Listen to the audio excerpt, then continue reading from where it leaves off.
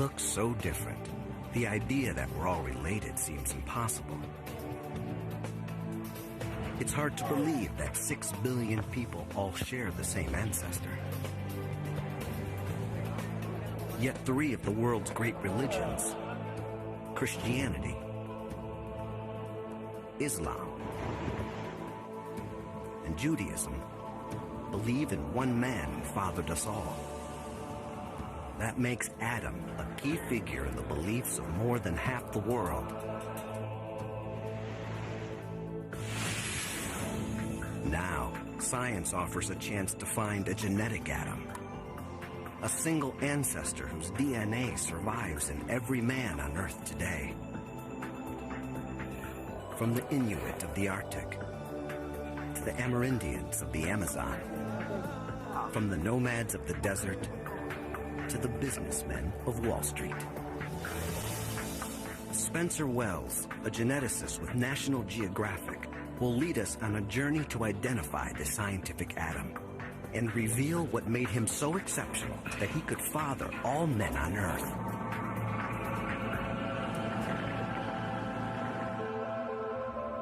But how do you unravel a chain so many generations long? A chain that leads all the way to the roots of humanity's family tree. Most of our DNA is a jumble from all our ancestors. It's what makes each of us unique. But there's a section of our genetic code that stays almost constant. The Y chromosome, the special piece of DNA that only men have. It's passed virtually unchanged from father to son, like a family name. The Y chromosome links the men of today with the men who lived in the past. This tiny piece of DNA allows us to travel back in time through humanity's history. These days, we use DNA to test whether a man is the biological father of a child. Could it really link the billions of men alive today back to one ancestor? Wells believes the answer is yes. That the Y chromosome can trace the origins of men from all over the world. From Africa to America, all the branches on the tree join up in one trunk. The Y chromosome links men today back to their common ancestors.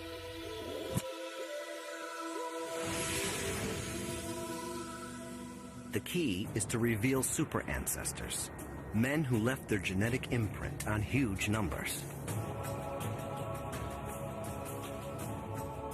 They're like branching points, where vast sections of the tree come together in a single man. Geneticists can trace them further and further back down the tree to the ultimate super ancestor, scientific Adam. Our search starts in an unlikely place. With a super ancestor who passed his DNA to millions. He left such a vast legacy, Wells thinks he can trace it in a bar in San Francisco. The Bayview Boat Club is a watering hole for a group of Mongolian immigrants. These men have an outrageous claim. They think they're descendant from the great Mongol emperor, Genghis Khan. Yeah. So how many people in Mongolia really believe that they're related to Genghis Khan? Every single person in the country? Every single person. There are, what, 10 million people living in... It seems preposterous, as if everyone in America believed they were descended from George Washington. But if there's any truth to their claim, these men will link back to a common ancestor who lived generations ago. The first step on our journey back toward Adam. So are you guys interested in finding out if you could be related to Genghis Khan himself?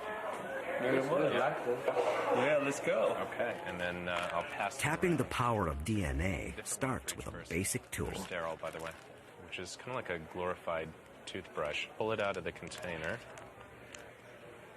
It's like that. Just a few cheek cells, and Wells can unlock secrets from our genetic past. With a simple swipe, Wells hopes to trace these men all the way back to a famous warrior who lived 800 years ago and thousands of miles away.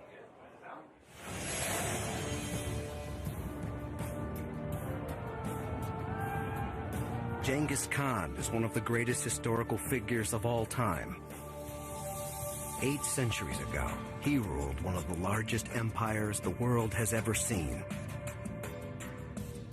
What are the chances that a couple of guys in a San Francisco bar could be related to such an extraordinary man?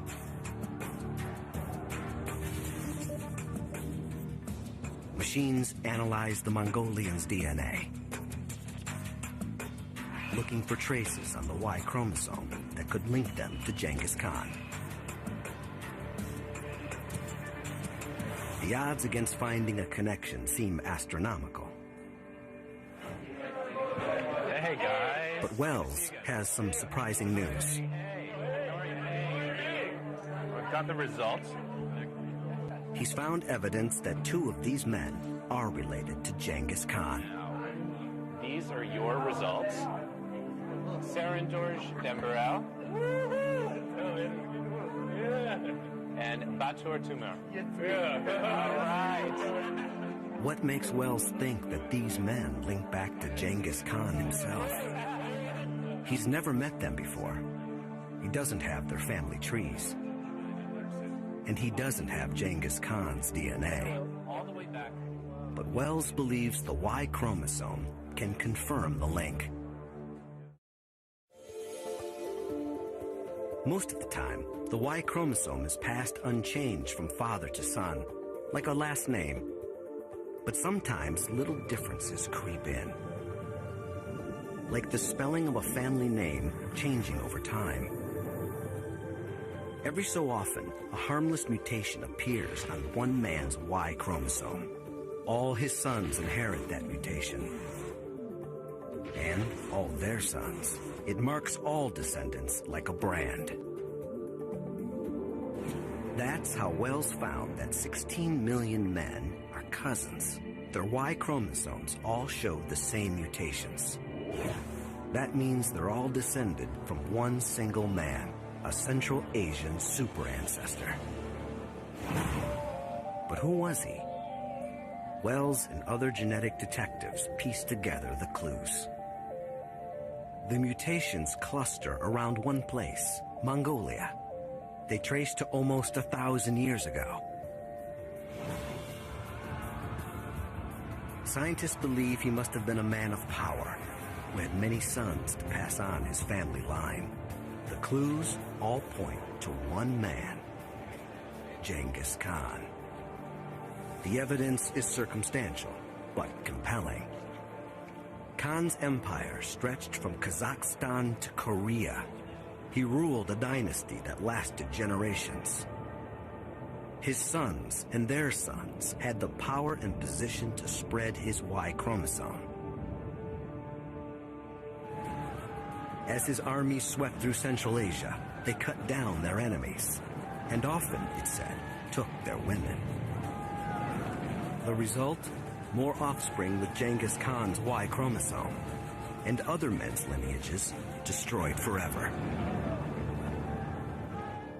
Genghis Khan's DNA is buried with him in an unknown grave, but his Y chromosome mutations survive in his descendants today.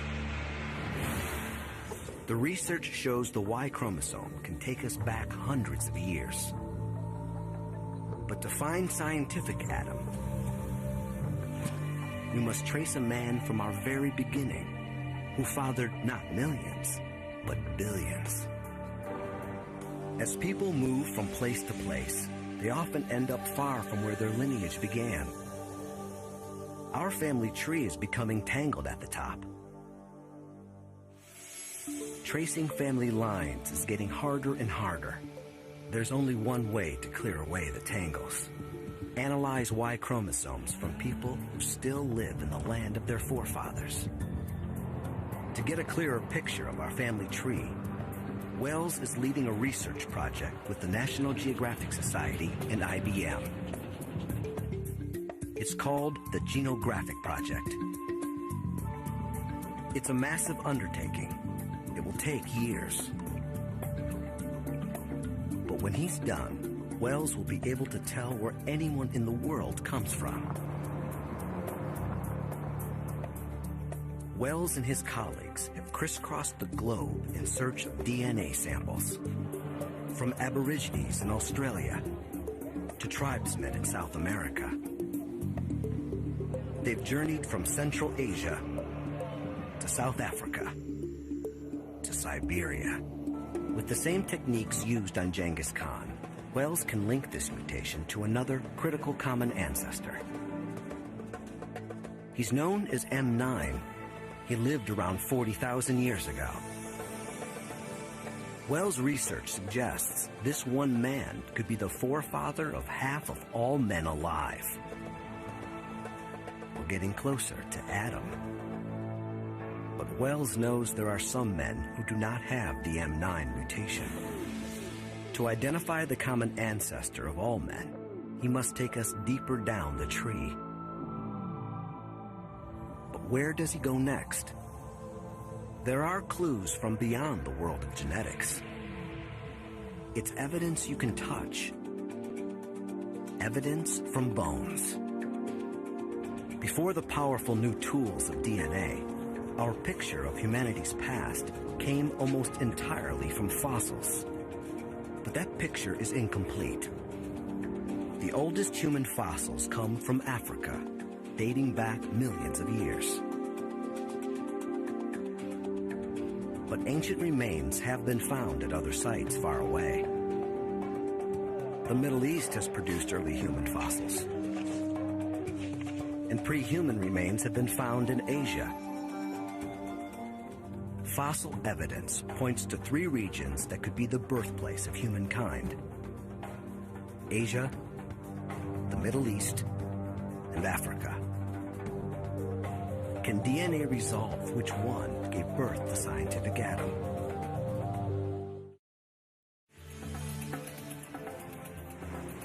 Wells wants to find a place where people from all 3 regions intersect. A study of historical trading routes offers a likely candidate. Off the coast of Kenya, the tiny island of Pate.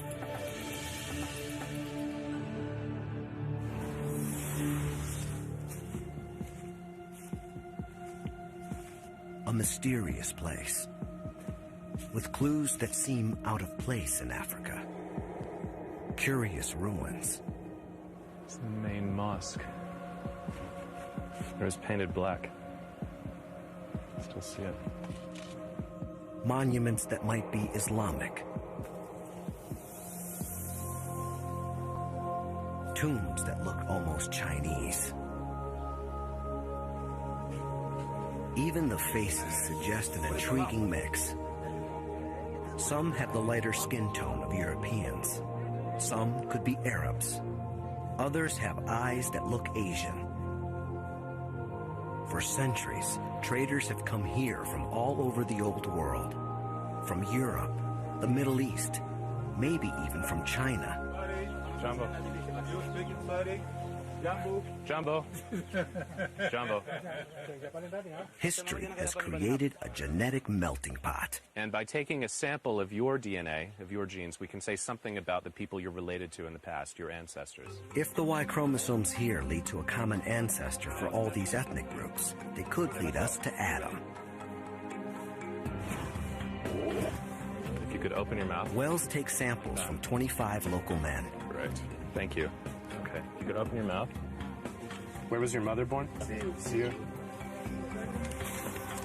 DNA analysis proves there are men on Pate from all over the place. Great. Thank you. With ancestors from Africa, Europe, Arabia, India, and the Fertile Crescent of the Middle East. There is more genetic variation on this tiny island of Pate than in many countries. And the samples show something critical. They point to a new super ancestor.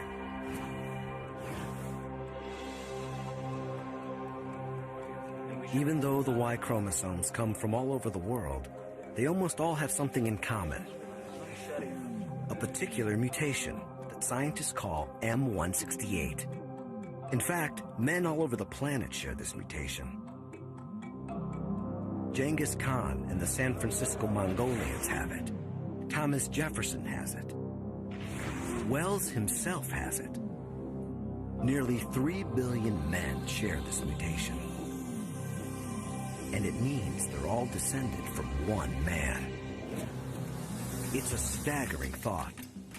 Genghis Khan could have fathered millions, but the man who first had this genetic mutation had billions of descendants. We're near the bottom of the tree. Could this man, M168, be Adam? There's only one problem. On the Kenyan island of Pate, Spencer Wells found one man who doesn't fit. His Y chromosome doesn't have the critical mutation. It's a crucial clue. And he's not the only one. There are others who are not descended from M168. So he can't be Adam. M168 is far down the tree, but not its base. And the Y chromosome from the odd man out on Pate gives us the final piece of our puzzle. The man's lineage originates in East or South Africa. Comparing this Y chromosome to thousands of men from all over the world reveals a critical discovery.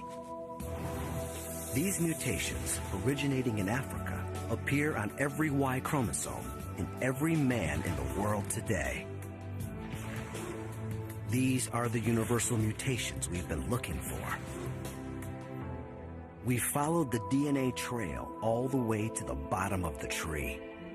Every branch leads to one man, one Y chromosome. There must have been one man who gave rise to all men alive today. He is the ultimate super ancestor. He is Scientific Adam. One of his descendants was M168.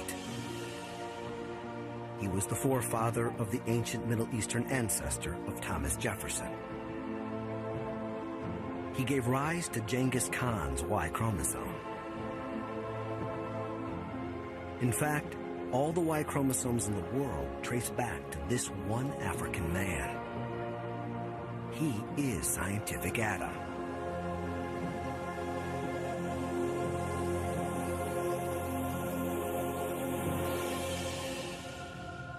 Wells believes the pattern of African Y chromosomes puts his birthplace somewhere in the Great Rift Valley region of East Africa, perhaps Tanzania or Ethiopia. He thinks this is Scientific Adam's homeland, his Garden of Eden.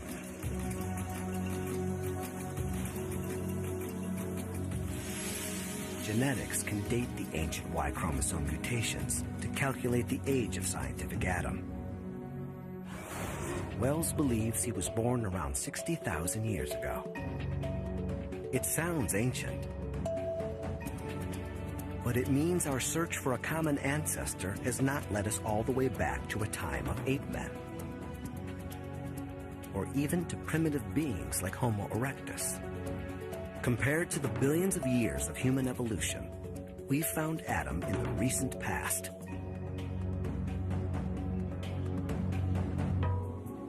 The critical discoveries of where and when Adam lived prove he could not have looked like this. In East Africa is a little-known tribe called the Hadzabe. Spencer, Fano. Their DNA links them almost straight back to Adam.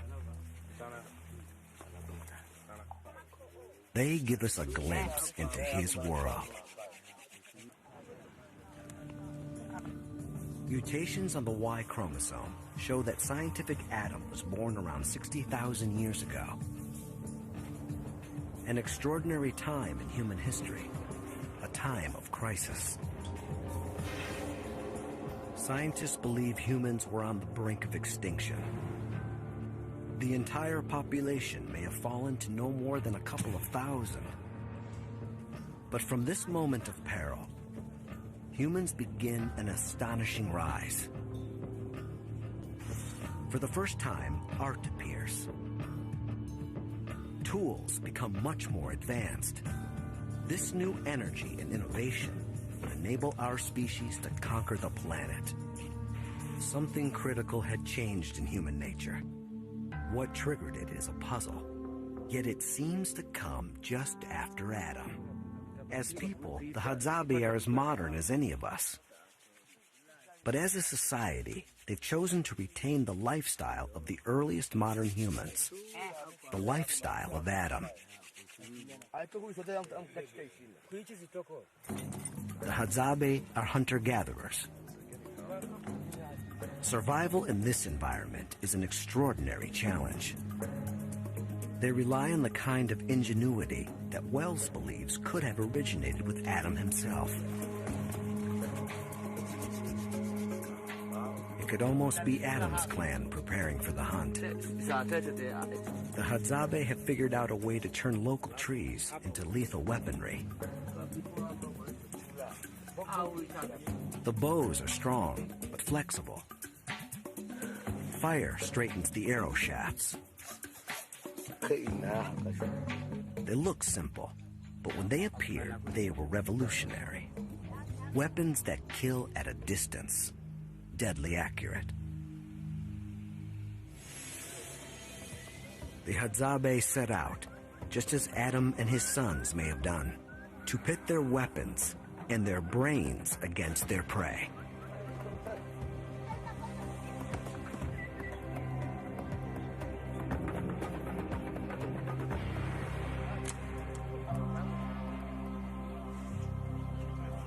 The Hadzabe's hunting techniques work, but they had to be invented, developed by someone. Someone with the insight to go beyond the techniques used by the people before. And Wells believes it may have been Adam himself who first showed this intelligence. A culture of innovation is one key to the success of our species. But what amplifies this genius is another unique skill: language. Wells believes Adam may have had a brand new ability to use complex speech. Astonishingly, the Hadzabe could show us how Adam spoke. What? What? What? What? Tese? Tisha? Bogo. Bogo. What? What? Simba. Simba, lion. Mokoi? They speak one of the most intricate languages on Earth. Tembo. Tembo. Along with regular consonants, they use a chorus of clicks. Sasa kote kobo sasa tan aketa.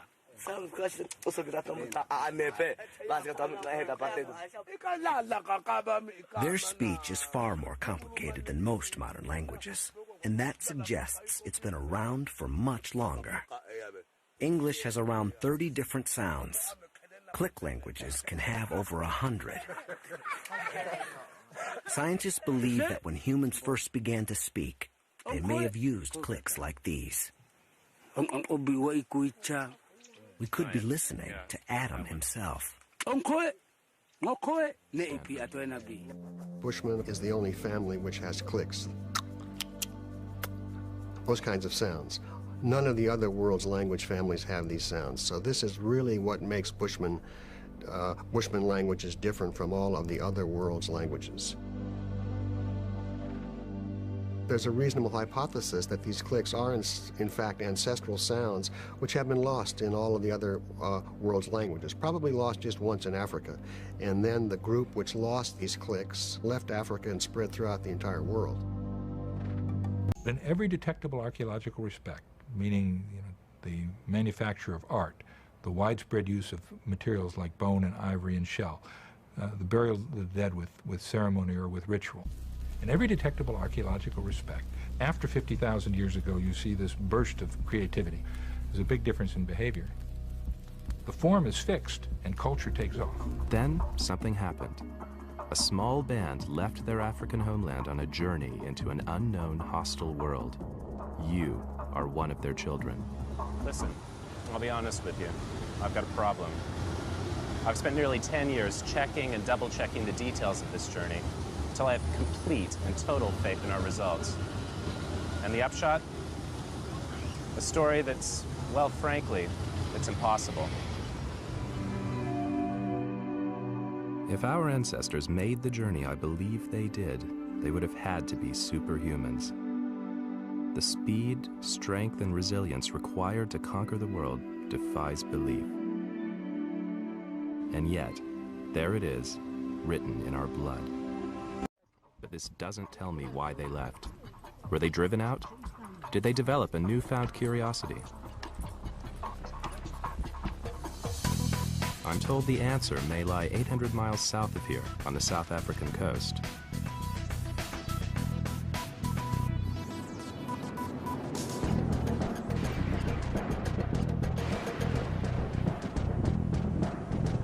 Now this is a cave with a mysterious past. Long before the quantum leap, this natural shelter was a home for humans. Then they suddenly vanished. Why? I asked Royden Yates, an archaeologist from the University of Cape Town, to describe them to me. And that's the lower jaw. What's important is the presence of a chin. So this is somebody who would not be very different in appearance to any human being living today. Dress them in a suit, stick them in an office, couldn't tell the difference. Absolutely, nobody would give them a second glance. You find blade-like pieces. And these would have been chipped off a core. That's right, Central detached piece off of the- stone. That's right. Chop up a bit on the edge. And then you find over here other pieces which have a natural point. Now, better developed examples such as this could be used as a tip to give you a block of quartz and a hammerstone. I challenge you to produce a flake formed like that. The dating that we have shows that Middle Stone Age people were not in this shelter after 50,000 years ago. Something clearly happened there then. Something clearly happened there. Mm-hmm.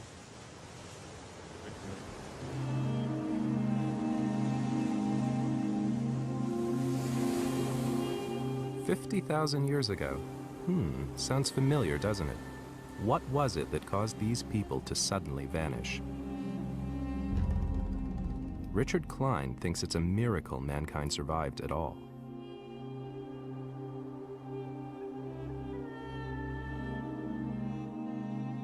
It's extremely difficult to find archaeological sites that date between 60 and 30,000 years ago.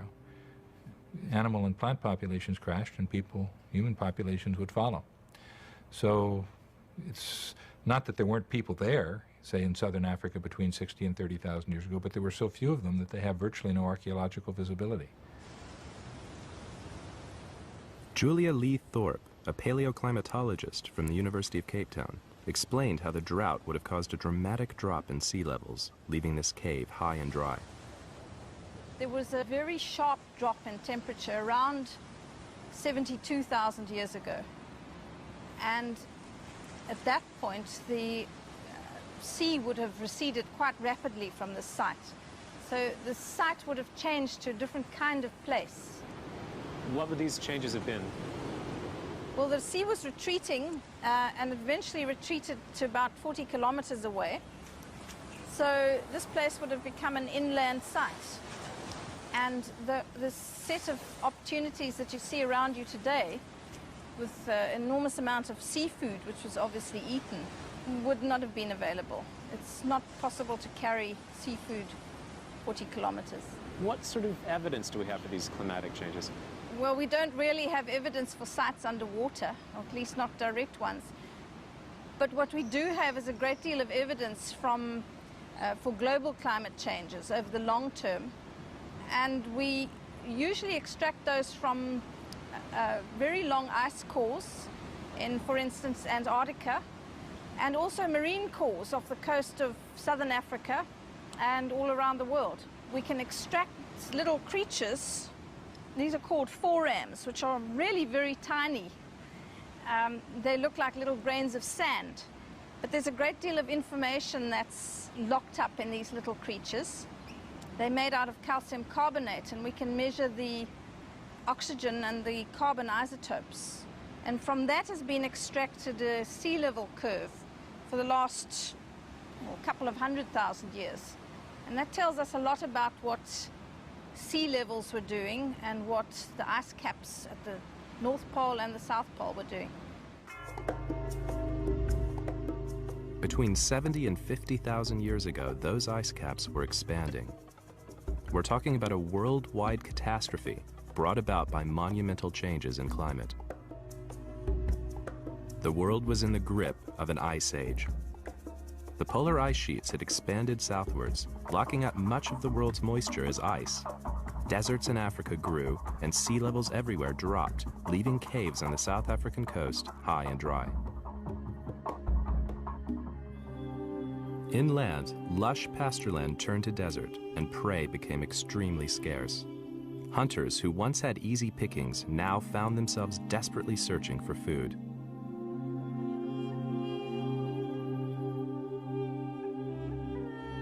Humanity was on the verge of extinction. Miraculously, some were thrown a lifeline, that quantum leap in thinking, which meant a small band could now think the unthinkable and leave Africa forever. Where did the next human remains outside of Africa turn up? The Middle East? Europe? India? No. Australia. 50,000 years ago, the Ice Age had locked up the world's water. Sea levels were lower, making Indonesia one landmass. Australia was joined to New Guinea. Since then, rising sea levels have covered up any trace of their presence along this route. Most of the route would have been pretty easy, requiring the same beachcombing survival skills learned in Africa. But there was one final obstacle. Even at the height of the Ice Age, the coastline didn't quite reach to Australia. There were still 150 miles of open ocean.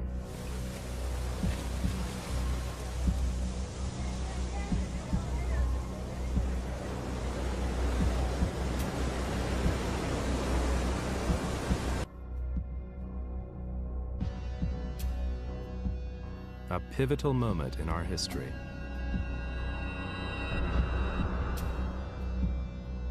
The quantum leap in our thinking strikes again. Modern man's ability to imagine a world beyond his horizons had taken him to the other side of the world.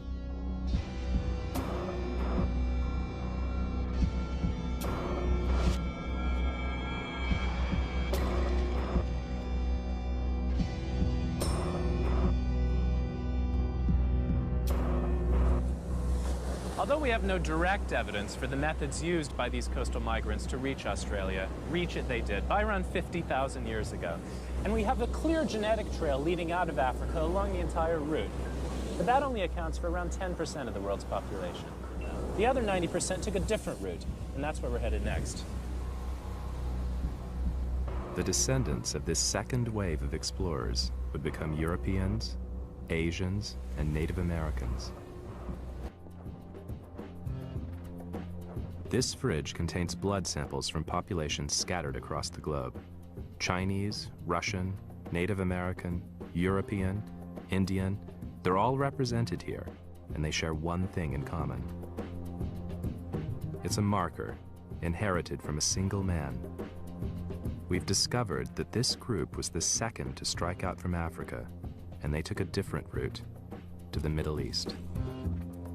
The Middle East, around 45,000 years ago, the bridge between Africa and the rest of the world. Makes sense.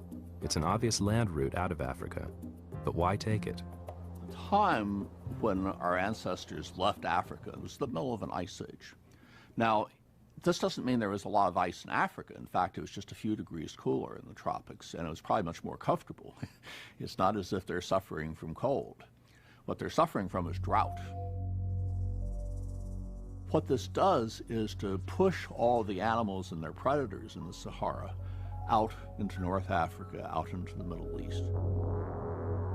And from here, they were poised to launch themselves on the rest of the world. So where next? The genetic markers show that one branch from the Middle East made its way swiftly into India. This small group, traveling down into India from the north, was so successful that their numbers quickly multiplied. They soon swamped nearly all traces of the previous coastal migration.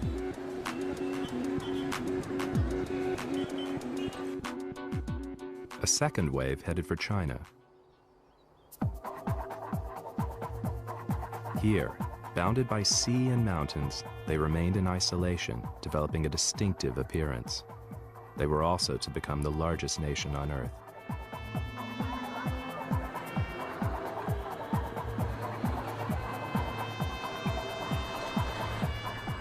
But the genetics reveal more. It appears that East Asia was settled by two waves of migration, one going to the north and one going to the south of these mountain ranges, a bit like an ancient genetic pincher movement, still visible in the blood of the people living there today. These were massive undertakings. In the virtual blink of an eye, mankind had reached as far afield as India and China. In comparison, it's only a short hop into Europe. You'd expect humans to have settled in there, too. But they hadn't. While humans were peopling Asia, in Europe, they were nowhere to be seen.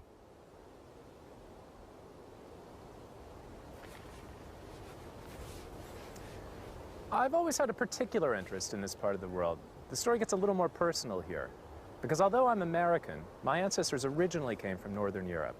But how far back can we trace that ancestry? And in particular, who were the first Europeans?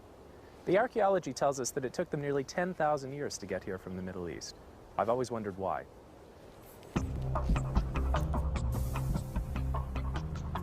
It turns out the answer lies underground. This is Pech Merle, an enormous system of subterranean caves and tunnels in southern France, and home to a breathtaking array of priceless artwork. The artists were my own ancient ancestors, the first Europeans, also known as the Cro-Magnon people. Could these paintings be clues to their journey here? If anyone can help me work this out, it's archaeologist Michel Lorblanchet. He's made a lifelong study of these prehistoric painters. He explained that these ancient Europeans were the first cavemen with an artistic side. This is the first time that man draw in caves with beautiful animal drawings. This is the first time. Why do you think it begins at that time? Why? Big question. I believe that at this time, Cro-Magnon was arriving. He was a newcomer arriving in this area, and he discovered the cave first. And the cave became a sort of sanctuary.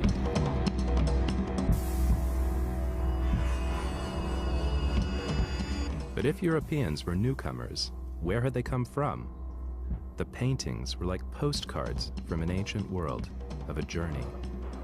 Michel explained that these picture postcards described a journey all right, a journey through the Ice Age. Mammoths, bison, wild horses, ibex all roamed the frozen earth. But the Middle East wasn't frozen. Where had they been? Wherever they'd come from, they'd toughened up along the way. But I really couldn't believe what he showed me next. Bear scratches.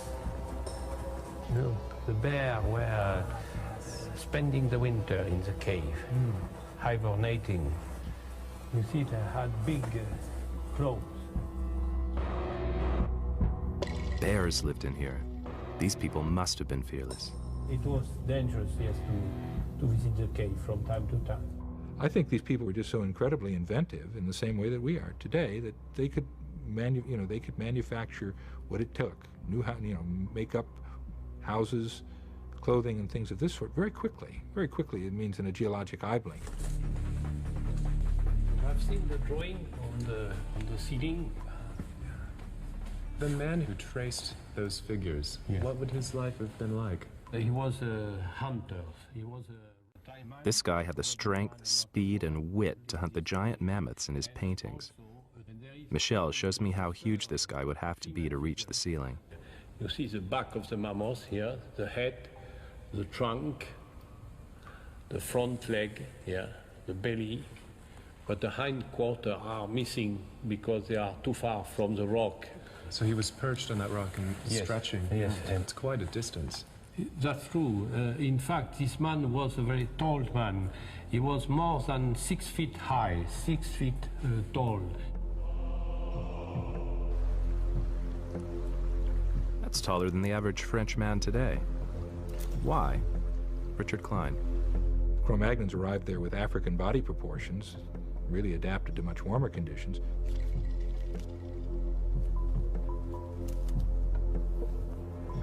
When they arrived in Europe, it's interesting that their physical proportions are more sort of tropical African. They're long and kind of skinny.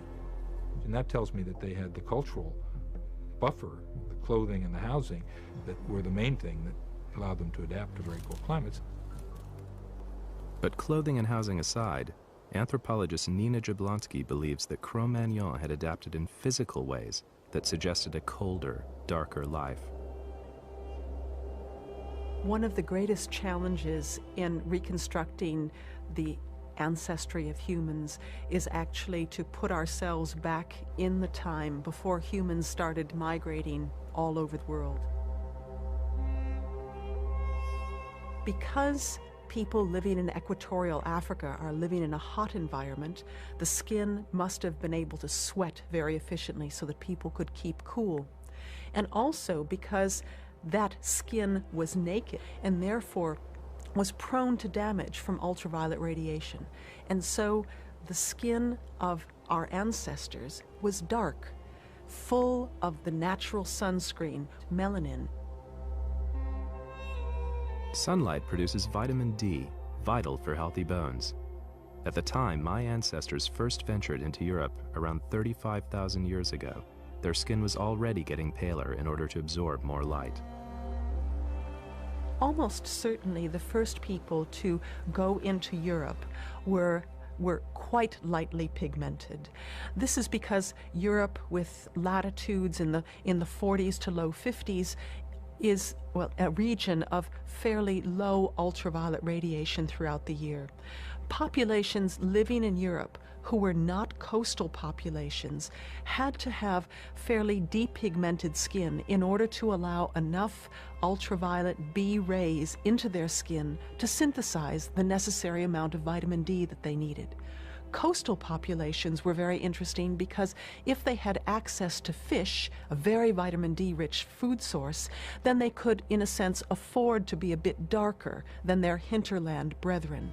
But one of the things that we have to think about when we talk about the populating of Europe is that the people who went into, especially some of the northern areas, had certainly, well, they were wearing clothes. They weren't naked. They were covered with furs or some kind of simply sewn clothes. And so they had less of their skin actually exposed to the sun. So that's something we have to take into account too.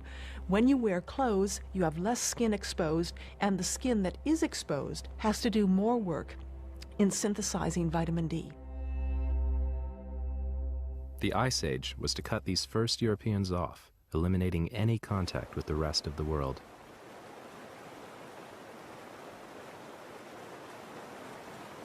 In isolation, they developed distinctive traits. Their hair color changed, the shape of their noses changed, even their height. Today, people with European ancestors, like me and these French boule players, look pretty different from our distant relatives.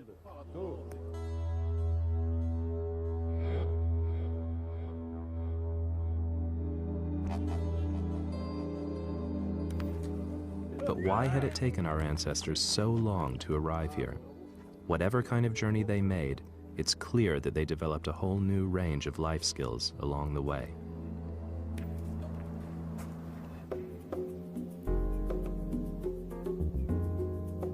So why did it take my ancestors 10,000 years to get to Europe from the Middle East? And why had they changed so much? The accepted theory was that they made their way around the Mediterranean and up through Turkey. Then, our research threw a wrench in the works. Until relatively recently, we had no reason to doubt that the first Europeans had followed a direct route out of the Middle East. And then, quite by chance, we uncovered evidence that they'd come from somewhere else entirely. Turns out, when they left the Middle East, my European ancestors went on a tough and grueling detour. I'm going to pick up their genetic trail in a faraway land that begins long after these rail tracks have run out.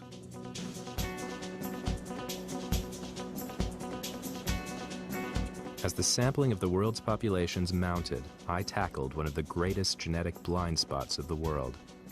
Since childhood, I've been fascinated by characters from along the Silk Road, traders and travelers like Marco Polo, and conquerors like Genghis Khan. I traveled to the ex-Soviet republics of Central Asia, little-known parts of the world, to sample the blood of their descendants.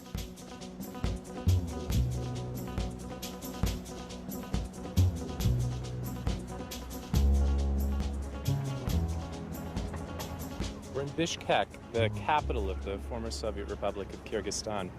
I first came here in 1996, and you really had the feel that you were coming to a very remote place. You know, some of the villages that we visited in Kyrgyzstan, we were the first foreigners that they'd seen since, 200, 300 years ago, perhaps. When I first came here, this was new ground, untrammeled by any other Western scientist before me. For nearly a century, it was closed off behind the Iron Curtain.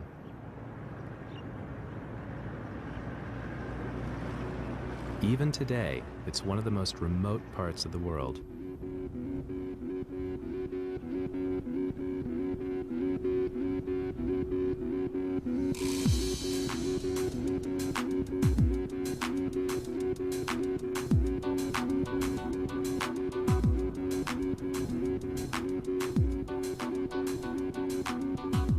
In this isolated land, I collected the blood of over 2,000 people. That was when we discovered that their blood held a remarkable secret, an ancient marker. I recognized it immediately. Nearly every man in Western Europe was carrying it, from Norway to Spain, Ireland to Austria. So my European ancestors hadn't taken the obvious route from Africa via the Middle East. Instead, they had passed through Central Asia 40,000 years ago. That was why they had taken so long to reach my homeland. But why would they do that? How did my ancient family from the Middle East wind up here, in this wilderness?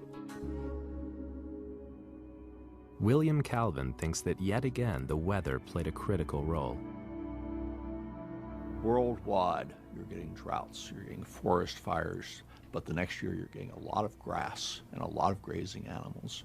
And that's opportunity for the humans that survived the crash.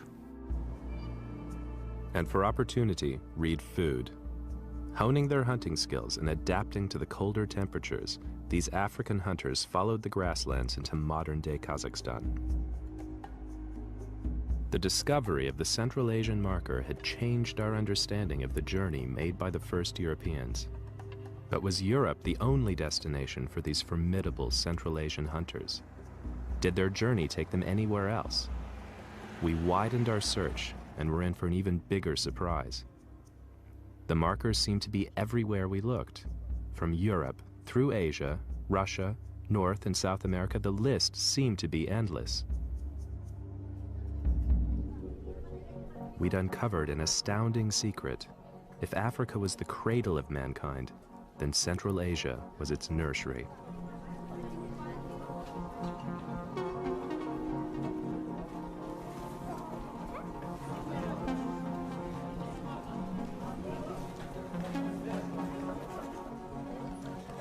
Bizarre sea of faces. And you can tell so much from a face, or can you? Where are we now? We could be anywhere across the continent of Eurasia, but in fact, we're right at the very heart of it, in Central Asia.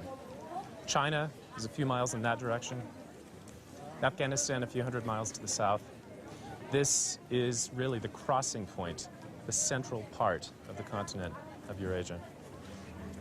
And I've come back for a very special reason. Hidden in the samples of those 2,000 Central Asians was one extraordinary individual.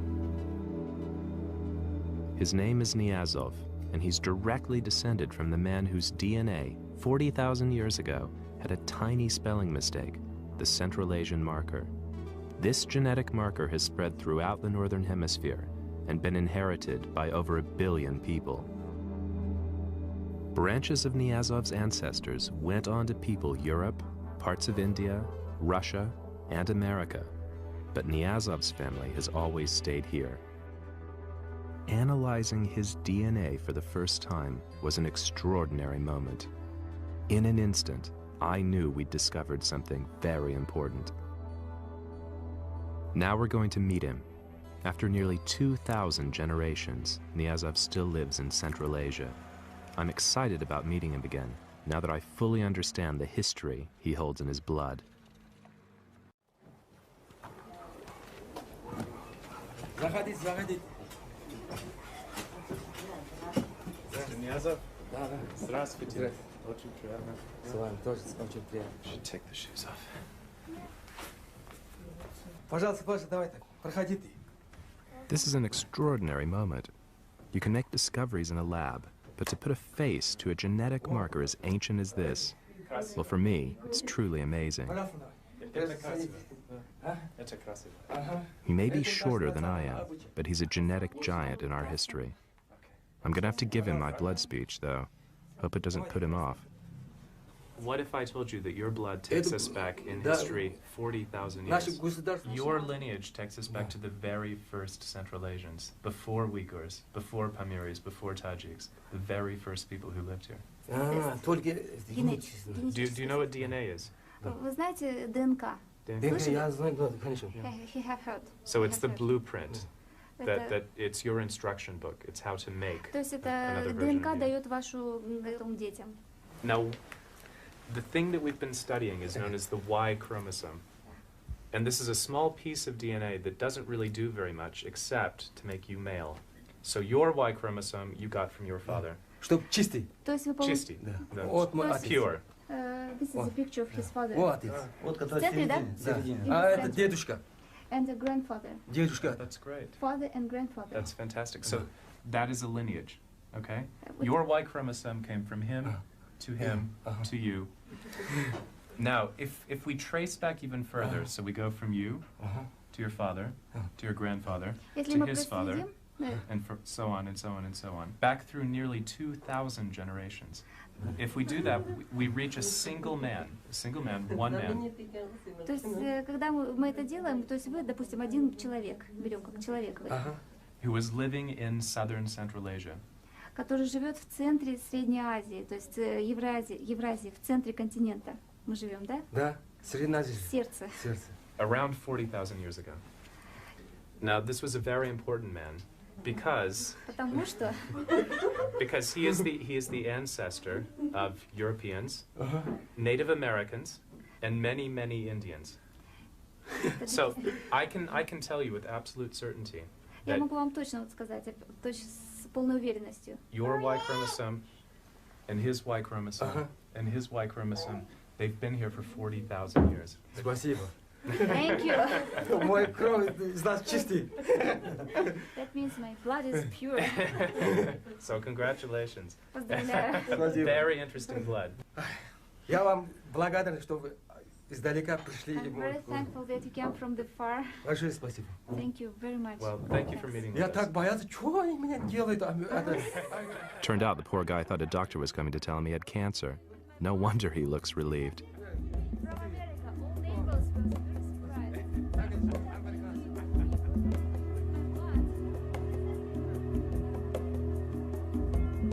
Genetically, we're so close. Yet from here in Central Asia, the descendants of Niazov's ancestral grandfather ventured out to give us an incredible diversity of looks.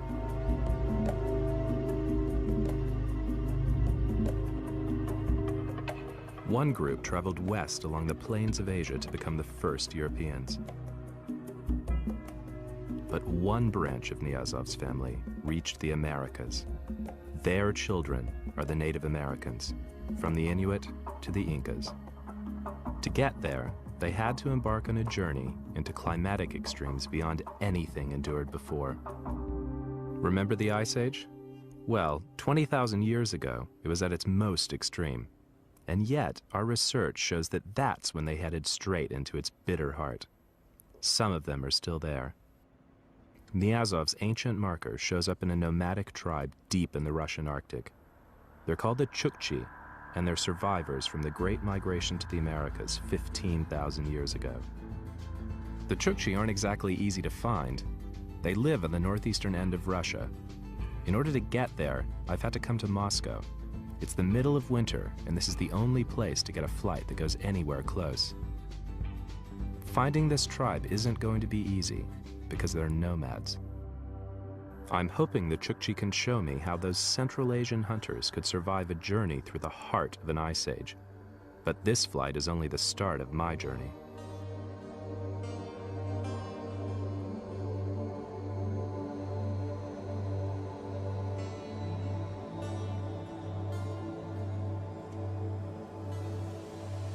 We've flown east from Moscow about 5,000 miles, and this is it, the end of the line. A place called Anadyr, an old Russian settlement. We're headed inland to see the Chukchi people. Don't know how we're going to get there, though. Could get quite interesting. The Chukchi live a further 400 miles north, inside the Arctic Circle, where temperatures can drop to nearly 100 below. My guide hasn't arrived yet, so we're heading off without him. I've been told he'll meet us later, nearer the Chukchi camp. Here we go. The bus uptown. See you in the tundra.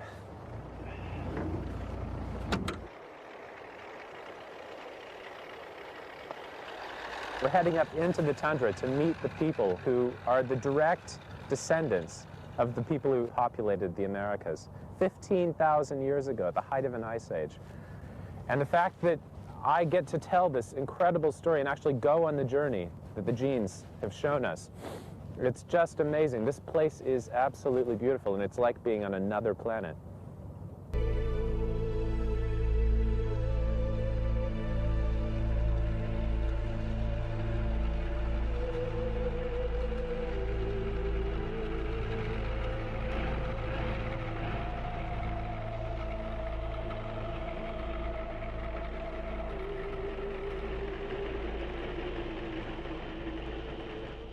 They look so pleased to see us.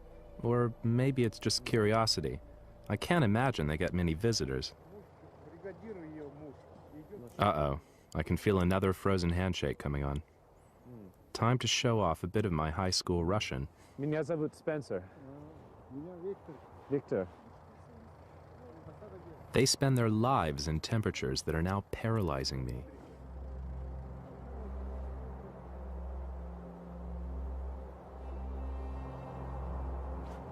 Looking around here, I'm struggling to comprehend it all.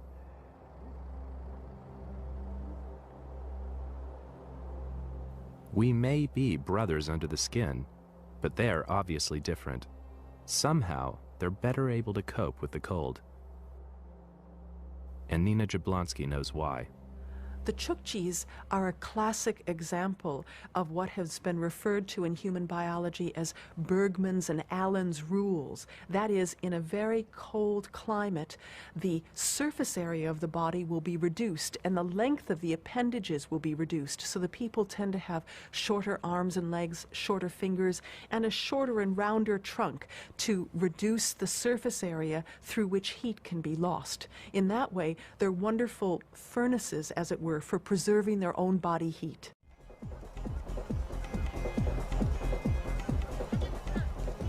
Victor and his family are moving off, following their reindeer to new pastures, living proof that humans can adapt and survive in these extremes, and a lesson in just how little we really need to get by. But there's more. My genetic trail tells me that around 15,000 years ago, a tiny group of these Chukchi's ancestors survived to make an impossible leap into the New World. As temperatures fell and sea levels dropped, a new landmass called Beringia was exposed from beneath the Bering Sea. This new land connected the Russian Far East to Alaska. The reindeer headed for new pastures.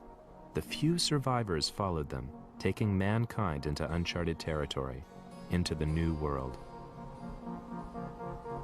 The sea level was very much lower. About, you could build a 40-story building, to tell you how much the sea level had changed. But they couldn't go very far. They were sort of stuck in northern Alaska because of all the ice. And behind them, things weren't much better. As the Ice Age came to an end, sea levels rose again, marooning the first Americans on a tiny pocket of land. Yet they survived. An escape route appeared. The first Americans arrived here only about 13,000 years ago. And they probably walked from Alaska down a corridor that existed certainly by 11,000 years ago along the eastern side of the Rocky Mountains. There may have still been ice to the east and the west, but there was an ice-free corridor that they could have walked down, and they arrived in North America. It was essentially an empty environment from their perspective with lots of rich resources.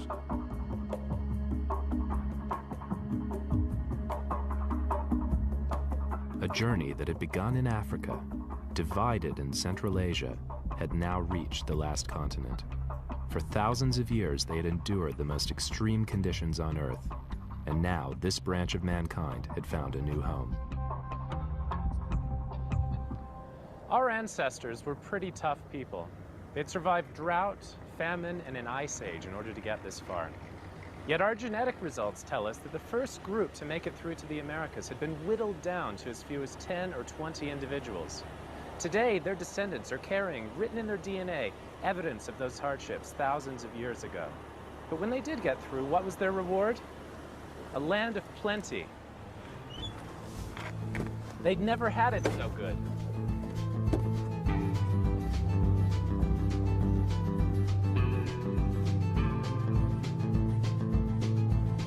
After 10,000 years of struggling through the tundra, these Arctic hunters hit the jackpot. As the ice gave way to the rolling prairies, they found a new land in which to live and prosper.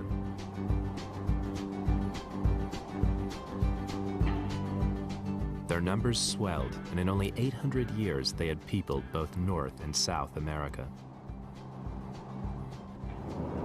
I'm off to meet an ancient tribe who traced their family line back to Siberia, to the ancestors of the Chukchi who made that first migration into the Americas. They're the Navajo, and they live here in Canyon de Chelly, Arizona. The Navajo Indians have been living in North America ever since their Chukchi ancestors first arrived. Canyon de Chelly is one of their most sacred sites. I wanted to tell them about the genetic trail that had led me to them. I also have my own sense of what that story might be using science. I'm a geneticist. And everybody around the world is very closely related to each other. We're all part of one big family. In fact, we're all related to people who lived in Africa as recently as 50,000 years ago. That's only about 2,000 generations. So you have distant relatives living all over the world who are essentially African. And you yourselves are essentially African. So am I. Can I show you some pictures of some of the people we've met? Yeah. These are people known as the San Bushmen who live in southern Africa. And they are some of the oldest people on the planet. Are these the people that have that clicking sound? Exactly. Yeah. Okay, exactly. Fascinating people. Now, the evidence is that the first people who left Africa followed a coastal migration route along the south coast of Asia, and they ended up in Australia. The Australian Aborigines. We visited them. So you're basing this on the genetic trail? Exactly. So that was the first migration out of Africa, according to the genetic results that we got. Now the next one followed a slightly different route, one that went inland. I'm getting pretty good at this. Of course, it helps that I brought the family album along. And this man is a direct descendant of a person who lived in Central Asia about 35 to 40,000 years ago. Wow. And his ancestor is also the ancestor of most Europeans and Native Americans. Wow. He's a man called Niazov, who lives in Kazakhstan. Are you the same person that did some research I noticed on the internet that says that the Native American people are somehow connected to Central Europe? Yes, Central Asia. Central Asia. Yeah, that was a paper that we published last year. Okay. That's good to know. What do you think of that? I you know, and I was looking at a book from people from Central Asia, and I saw my cousin Emmett and Abraham, Auntie Grandma Buggy, and I said, my God, I got family over there in Central Asia. These were the Mongolian people. Yeah. Central Asians. Yep. Oh, yeah. That's it right there. In the eye, he looks like Oriental. And then he's got Negro features to some extent, and also Caucasian, kind of all mixed together. So that's interesting, very interesting. These are the Chukchi people, and they're your distant cousins. They're still living in northeastern Siberia. I visited them recently. Oh, they're the ones that have With the reindeer. With the reindeer. Reindeer. I've seen them on TV. Their home is... Yeah, the home looks like a teepee. And the results show that they are your ancestors. They ultimately made that trip across the Bering Strait into the Americas. Wow. About how tall were these guys here? About 5'8", 5'6", 5'8". Yeah, About not tallest? too tall. Yeah. And by looking at the genetic data, we can estimate that as few as 10 or possibly 20 people were in that first group, the first wave of migration into the Americas. My story about the journey of man came as no surprise to these Navajo. The idea of migration had been central to their own creation story since the beginning of time. The point is that somehow we're finally saying, acknowledging one another from the scientific realm and from the traditional realm, saying that, yeah, the puzzle is starting to fit together. And we complement each other. And we're all complementing each other. Our research tells me that the last stage in the greatest journey ever made could have been completed by only 2 or 3 men and a group of as few as 10 people. Just 10 extraordinary people.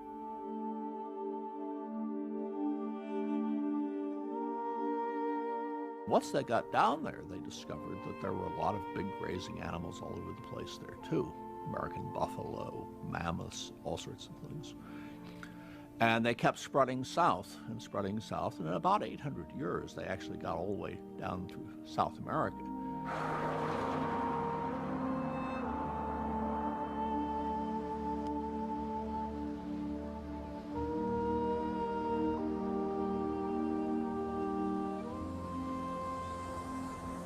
It took our ancestors, those first humans, around 35,000 years to make the perilous journey from Africa to the New World.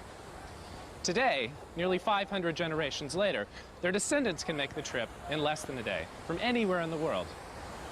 And every year, for about 5 days, nearly 1 million people do precisely that. They come here to Rio de Janeiro for one of the most exuberant celebrations of life anywhere in the globe. That's why I've chosen to end my journey here.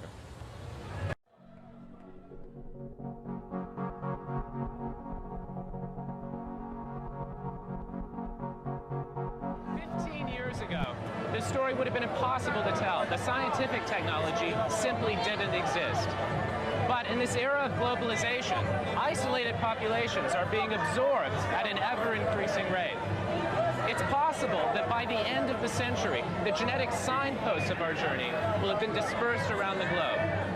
When this happens, the story will once again become hidden.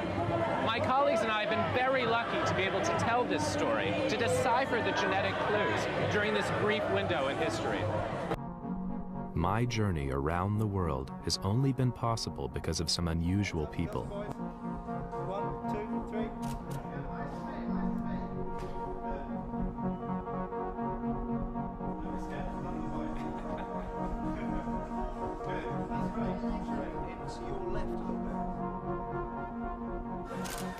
I'm from Liberia. I'm African and Native American. I'm from New Zealand. My father is Welsh and my mother is Greek-English. I'm from Denmark. My father's Danish and my mum's Thai. I'm from the Caribbean. My father's African and Spanish. My mother's Irish-German. I'm Slovakian. That's it. Ignore whatever I say. That's lovely. Don't do it. It will be the one they choose.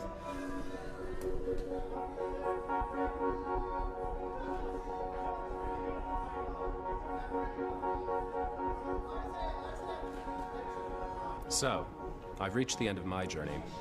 And what have I learned? Well, a lot. I've been humbled by the courage and resilience shown by our ancestors. And I've witnessed firsthand the powerful combination of intelligence and the human spirit.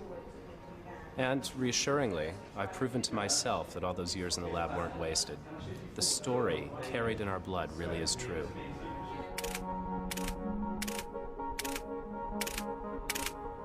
But there's one lesson that stands out from all the others. It's a lesson about relationships. You and I, in fact everyone all over the world, we're all literally African under the skin. Brothers and sisters separated by a mere 2,000 generations. Old-fashioned concepts of race are not only socially divisive, but scientifically wrong. It's only when we've fully taken this on board that we can say with any conviction that the journey our ancestors launched all those years ago is complete.